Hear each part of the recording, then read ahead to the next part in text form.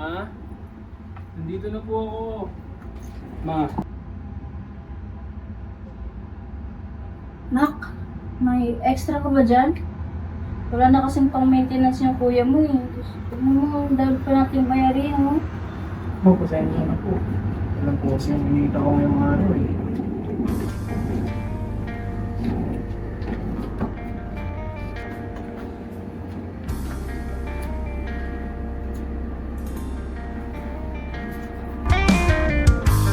Sabi nila walang pera sa pagigitara. Hindi ka naman magaling, kaya walang kuha sa iyong mga banda. Sige, anong mapapalamot? Mapapalamot mo doon kila mama. Kung di ka hanap na ibang trabaho, hindi mo maaabot ang mga sana. Bakit? Masama ba? Gawin ko lang kung anong nasa puso ko dahil dito ako masaya at nagiging malaya. Hindi ko na para pahabain pa. Alam ko na may malasakit ka. Subalit kung tatanungin natin ang musika, baka mapaawit ka. Musika, kung wala ka, ano ang kulay ng buhay? Yaong mga tengay, anong madidinig pag nagpugay? Walang baka-baka sakali, kung usapan ay husay. Para sa'yo ako'y aawit, babawasan ng sungay. Handang ialay ang lahat, hindi mauumay. Pati patong isusugal, bago pa mapasahukay. Ika'y buhay na patunay, ikaw ang aking patnubay. Pawang bayani sa daming na iligtas mo na buhay. Kaya Walang dahilan para huminto ako sa'yo. Ikaw ang dahilan kung bakit ko ito nagawa. At dahilan kung bakit naabot ang daming natupad na sana hindi ko inaasahan. Malayo na pero malayo pa. Malayo na pero malayo pa. Malayo na pero malayo pa.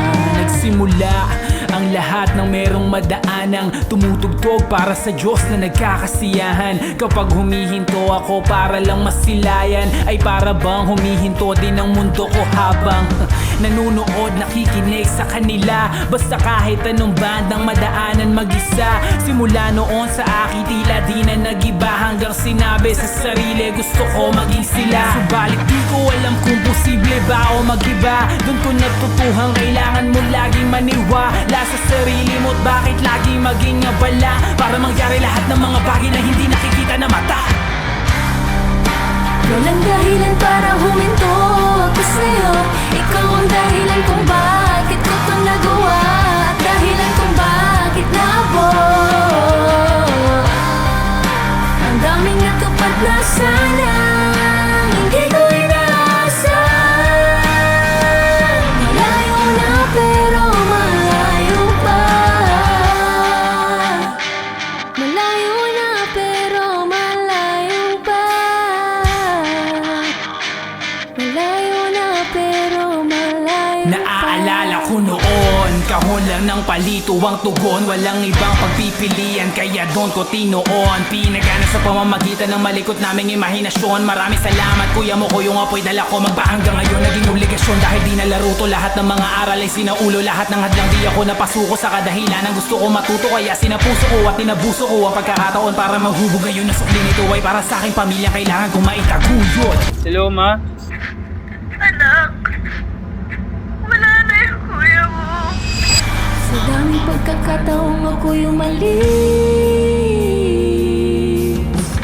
Ikaw palagi ang sagot kung ba't ako bumalik.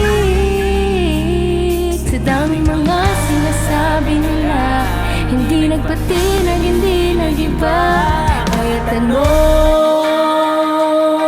ko yan ang dahilan. Walang dahilan para huminto ako sa'yo. Ikaw ang dahilan kung bakit ko ito nagawa. At dahilan kung bakit naabot ang daming natupad na sana hindi ko inaasahan.